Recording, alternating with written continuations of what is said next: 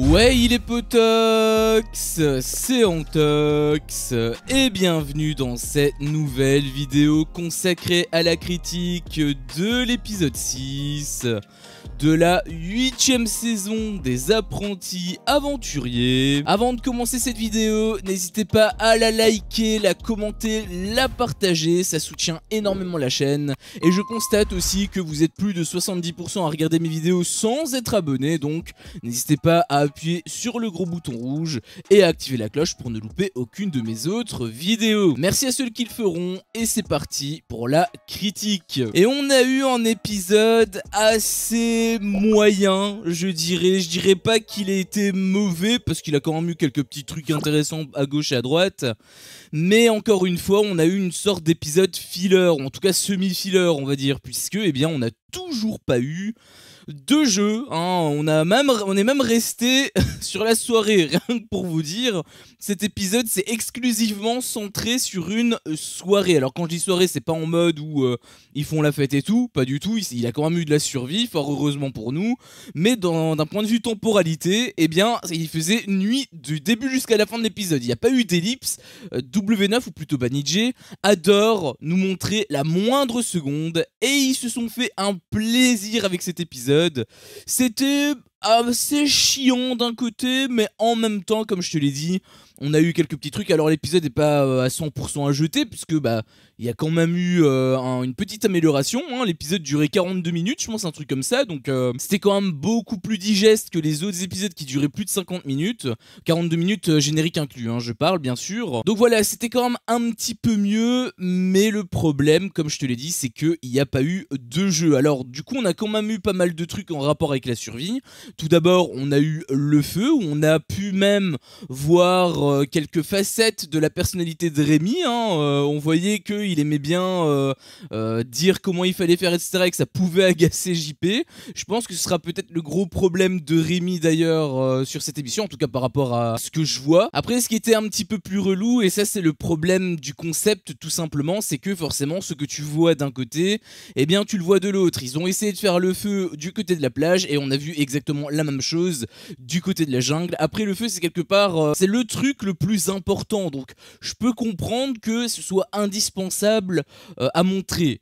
Par contre, si on te montre absolument tout le temps, et ça en double, ça risque d'être un petit peu relou. On a eu également la fameuse technique des crabes, hein, donc il me semble que c'était JP d'ailleurs qui avait mis le seau dans le sable, donc il y a aussi JP qui a regardé apparemment l'année dernière les Apprentis Aventuriers. Il s'est passé surtout en fait un règlement de compte, on peut dire, entre bon, d'une part Maeva et Rémi, puisque Maeva elle avait qu'une seule chose, elle avait envie que d'une seule chose, c'était de dormir avec Julie Bertin, qui a accepté d'ailleurs. Jordan aussi il a accepté, enfin c'était on va dire une décision en commun, mais bref ils ont tous les deux accepté. Le seul truc c'est que bon, dans un premier temps c'était stratégique, et là pour le coup je trouve que c'était assez intelligent de la part de Julie B, pardon. Par contre, je ne suis pas certain que ce soit durable. Julie B l'avait elle-même dit, et à un moment donné, elle va vouloir être un peu plus intime avec son mec. Donc à un moment donné, il va falloir quand même qu'elle dégage. Elle va peut-être partir chez JP et Delphine, mais est-ce que eux ils vont accepter ça? Je sais pas. Je pense quand même qu'ils sont assez gentils, donc ça m'étonnerait pas qu'ils acceptent. Peut-être en sorte de garde alternée, j'en ai aucune idée.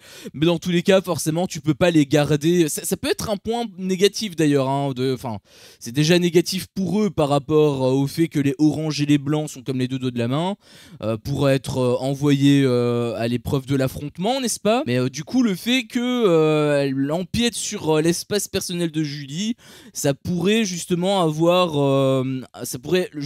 donner encore plus envie aux blancs de les mettre tout simplement à l'épreuve de l'affrontement. Ça peut aussi faire un effet inverse, mais ça j'y crois pas trop, genre ils tissent des liens, etc., etc. Ça pourrait faire cet effet là, mais bon, étant donné que Jordan est vraiment comme les deux dos de la main avec JP, je suis pas certain de cette option. Et du côté de la jungle, on a eu à peu peu près la même chose, sauf que cette fois-ci c'était entre Perle et Valentin, donc ils ont simplement réglé leur compte et honnêtement j'ai pas compris grand chose, hein. On voyait que Perle elle était affectée, Valentin pareil, il a même pleuré, enfin Perle aussi elle a été triste, elle s'est même d'ailleurs faite remotivée, reboostée par Anaïs, qui l'eût cru. Est-ce que du coup il va avoir un abandon? Ça, enfin de ce côté je veux dire, ça je t'avoue que je sais pas, mais bref dans tous les cas voilà, il y a eu une sorte de règlement de compte et on voit que ils sont tous les deux affectés et je dois avouer que c'était quand même assez touchant. Je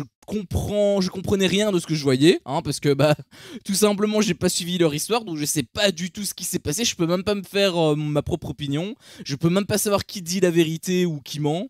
Peut-être que les deux disent la vérité d'ailleurs, hein, et que en fait c'est simplement un entre-deux. Mais dans tous les cas, j'avais été touché. Voilà, j'avais vu que Valentin avait été vraiment défiguré par la tristesse. Perle, pareil, elle était dans tous ses états. J'ai senti vraiment investi, donc encore une fois, j'ai rien compris, mais je trouvais ça touchant. On a eu aussi une petite histoire avec une araignée. Alors l'araignée, bon, enfin peut-être que c'était une migale. Du coup, peut-être que ça pouvait être un peu plus dangereux. Mais bon, dans tous les cas, ça reste un être à 8 pattes, ça reste un être vivant, petit, qui plus est. Je sais qu'il y en a beaucoup, j'imagine probablement parmi vous, qui n'aiment pas les araignées. Je suis pas spécialement un grand ami des araignées non plus, mais j'aime pas tuer. Donc quand je prends une araignée et que je la dégage de chez moi, en règle générale, j'aime pas l'écraser. C'est ce qui s'est pas... Enfin, il s'est pas passé ça, hein. C'était justement Jonathan qui l'a un petit peu fait dégager, enfin... Fait dégager, les toits, c'est des toits en paille... Il s'était juste sorti, mais elle aurait très bien pu revenir très facilement. Enfin bref, dans tous les cas, il y a eu une petite séquence, c'était relativement drôle, notamment avec Hilary, sa réaction, parce que c'était dans sa cabane. Et puis on a eu le fameux scorpion, hein, pour conclure cet épisode, qui était assez douteux en fait. Peut-être que je suis complètement à côté de la plaque. Je pense qu'il y a quand même des chances que je sois à côté de la plaque, mais ça me fait quand même un petit peu bizarre de voir justement une attaque de scorpion qu'on n'a pas vue. C'est-à-dire qu'on a juste entendu, il y avait la caméra qui était à côté, qui filmait autre chose, et donc ça s'est fait hors champ. Donc apparemment, Jonathan s'est fait piquer par un scorpion, et bah, il a eu une réaction où voilà, il avait mal. Aïe aïe aïe, aïe aïe aïe, j'ai mal, aïe aïe aïe, est-ce que je vais mourir? Enfin bref, une réaction on va dire qui est en rapport avec sa survie, en tout cas j'imagine. Et ensuite donc on a vu où était le scorpion, il était sur un tronc d'arbre. Et du coup moi il y a plusieurs choses qui m'a fait un petit peu tiquer. Déjà ça n'a pas été filmé, ça a été hors champ. Après voilà, pour le fait que ce soit réellement filmé, bon si ça tombe c'était trop violent, donc c'est peut-être pour ça que ça n'a pas été montré. Si ça tombe c'est aussi tout simplement parce que bah, le caméraman n'était pas là à ce moment-là, il a tellement de trucs à filmer que peut-être ils ont tout simplement pas d'image. Il y a plusieurs choses qui expliquent ça, enfin ce point-là. Par contre, il y a d'autres trucs que je trouve déjà un peu plus chelous. Déjà, dans un premier temps, il y a le truc avec Jonathan. Jonathan, sa réaction, je la trouve un petit peu faible. Je la trouve vraiment en mode faux acteur en fait, acteur qui joue mal quelque part. Un peu en mode acteur forcé, tu vois. Et je pense sincèrement qu'il aurait réagi bien plus gravement si il avait été réellement affecté, soit plus gravement, soit au contraire, il aurait été plus sous le choc et il aurait rien dit. Mais là, il a fait une sorte d'entre-deux en essayant de mettre des tonalités, mais qui ne marchent pas trop.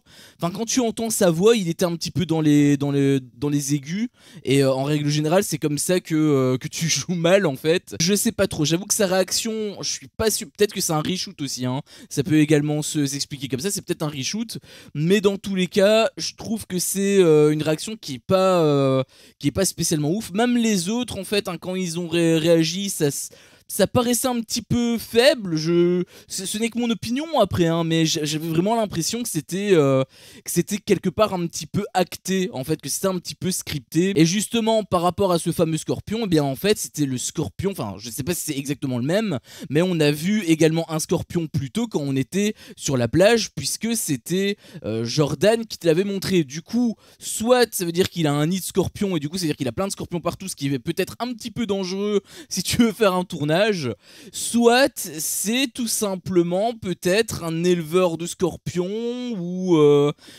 je sais pas, peut-être que ce sont des scorpions qui appartiennent à un propriétaire ou un truc comme ça, un scorpion inoffensif je veux dire, je sais pas, mais la seule chose que je peux te dire c'est que ça me paraît bizarre, le fait qu'on ait vu un scorpion précédemment et le fait qu'on revoit un scorpion ici, ça m'a l'air, en plus ajouté au fait que voilà, ça n'a pas été filmé directement et que Jonathan a eu une réaction un petit peu atténuée, je trouve que c'est un peu bizarre. Je sais pas toi ce que t'en penses, n'hésite pas à me dire dans l'espace commentaire si tu trouves que c'est orchestré ou pas, mais j'ai un peu l'impression que c'est scripté.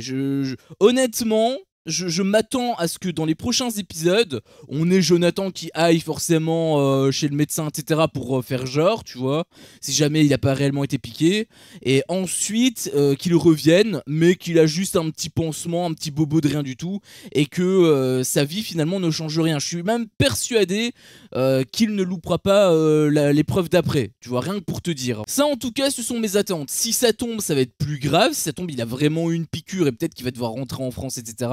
Quelque part je lui souhaite pas parce que j'ai pas envie qu'il se barre, hein. C'était quand même une sacrée surprise avec les 50 saison 3, et même ici par rapport à Valentin et tout, il avait été assez gentil, il était même très intelligent, j'avais beaucoup aimé également, ça confirmait même quelque part un petit peu les 50, donc j'ai pas envie qu'il parte, hein, bien évidemment, mais en même temps s'il part ça montrerait la véracité de la scène et du coup je serais un petit peu plus rassuré par rapport à mes craintes, mais encore une fois je ne pense pas que ce soit réel, donc ça peut peut-être paraître un petit peu fou, hein, le truc que je t'ai dit avec les scorpions, etc. Mais en même temps, je sais pas où ils sont, mais ils sont où, en Thaïlande ou aux Philippines, enfin, ils sont dans un pays exotique. Et si ça tombe, eux, dans leur culture, ils peuvent très bien avoir des éleveurs de scorpions ou des trucs comme ça. C'est totalement possible, puisque j'ai déjà vu ça aussi dans des pays, il me semble que c'était en Afrique ou au Moyen-Orient. Enfin bref, je pense que c'est totalement plausible ce que je te raconte là. J'espère quelque part que c'est faux, mais tous les éléments que je vois, eh bien, j'ai pas trop l'impression que